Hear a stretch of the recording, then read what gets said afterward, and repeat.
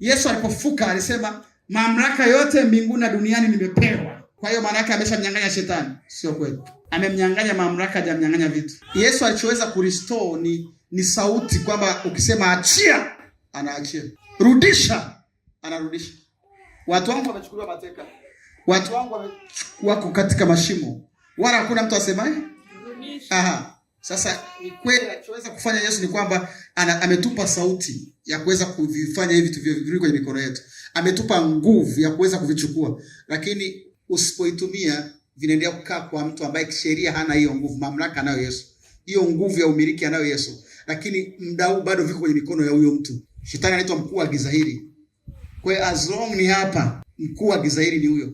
Mtu aliyeokoka anaweza kuwa nuru inayong'aa gizani, lakini bado yuko gizani. Kwa bila nguvu za Mungu huwezi kumiliki. Huwezi kuwa na maisha ambayo unayataka. Huwezi kufika ambako mbingu zimeweka kiwango cha juu cha urithi wako. Sababu ya pili kwa nini unahitaji nguvu za Mungu ni kwa sababu nguvu za Mungu pekee ndizo zinazokupa uwezo wa kuwa shahidi wa Yesu mwenye matokeo. Matendo ya Mitume 1:8.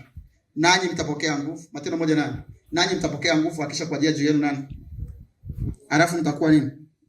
Mashahidi wangu. Kuna kiwango cha utukufu au heshima cha ufalme wa Mungu ambacho Yesu alikisema kitokee kwenye sala ya Bwana. Salini hivi: Baba yetu uliye mbinguni, jina lako litukuzwe, ufalme wako uje, mapenzi yako yafanyike hapa duniani kama ilivyo wapi. Sasa hiyo revu ya mbingu kuja duniani, heaven on earth, haiwezekani bila power, kwa sababu kuna wapingao. Waraka wa kwanza wa Korinto 16:9. Waraka wa kwanza wa Korinto 16:9.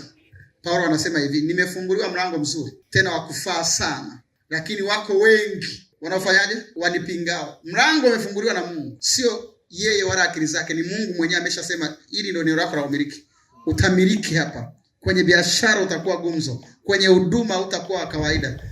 Lakini wako ambao pia wamejipanga kusema mapenzi ya Mungu hayatimii.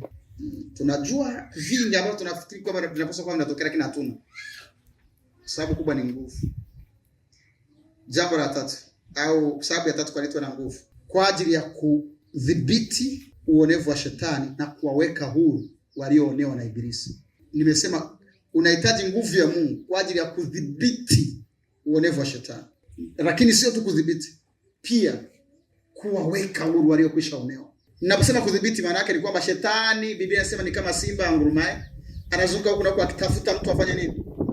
Ameze. Petro wa kwanza 5:8. Petro wa kwanza 5:8.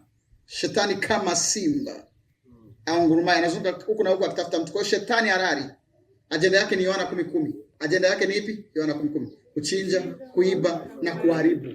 Kwa hiyo hata uwe Hayubu, unamcha Mungu kiasi gani, atajaribu kuja. Kitakacho kunusuru ni kukuta kuna ukuta wa uzio. Je, ukumzungushia wigo huyu Ayubu? Akute kuna nguvu inayoresist jitihada zake. Ndio kilichomsaidia Ayubu kwa muda ule wa kwanza. Alikuta power. Kulikuwa na nguvu ambayo shetani kila akijaribu kusogea anapigwa na shoti, anarudishwa nyuma. Kila akijaribu kugusa anarudishwa. Akasema kwani Ayubu unafikia Ayubu anakucha bure? Ukumzingira kwa wigo. Kuna nguvu ambayo maana yake shetani anasema umemzingira kwa wigo, maana yake kuna wakati alikuwa anatafuta pa kupita. Apati. Kwa hiyo ndio inaitwa kudhibiti shetani. Lakini ya pili, kuna watu ambao tayari shetani ameshaingia kwenye maisha yao na anayatesa. Atakayeweza kubadilisha hicho kibao ni nani? Ni mtu mwenye nguvu za Mungu. Ndio maana Yesu alikuja, Luka 4:18 na 19, akasema Roho wa Bwana yu juu yangu, kwa kuwa Bwana amenitia mafuta, amenipa upako kuwahubiria maskini habari njema, kuwaweka huru waliosetwa, kuwafungua waliofungwa. Halafu Matendo 10:38, alizunguka huku na huku akifanya nini? Akitenda mema na kuwafanyaje? Kuwaponya wote walioonewa na nani? Ibilisi. Hajaacha kuwa mwonevu na hata acha kutesa maisha ya watu. Mimi nikupe siri tu, 99% ya magonjwa sio magonjwa, ni nguvu za giza. 1% labda ndio uraji mbaya kama upo. Hata ukisema ugonjwa wa kurithi, hakuna ugonjwa wa kurithi. Ugonjwa wa kurithi ni tatizo la kiroho. Kiroho kwenye familia ambalo limekosa mtu wa kulidhibiti na endelea kujirudia. Wote tuna shida ya macho. Baba ana shida ya macho, kaka zangu wote na miwani, na mimi na miaka 21 na miwani. Sio sifa. Ni ushahidi ya kwamba kuna pepo kwenye familia ambaye hajapata mtu wa kumfunga kama. Sisi kwetu huwa kuna kisukari, na nini? Wala usiseme. Siendelee kuongea zaidi, watu watakucheka. Ni pepo. Kwa lugha nyepesi najaribu kusema. Kwetu huwa kuna pumu. Mimi mwenyewe huwa ninayo. Tangu nikiwa shule ya sekondari ilikuwa ikinikaba, sio sifa.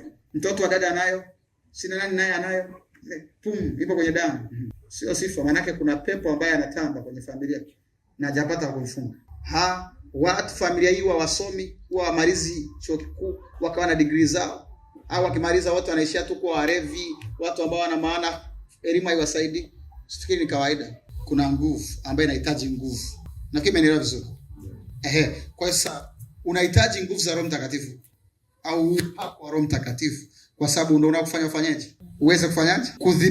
Kudhibiti maana kuzuia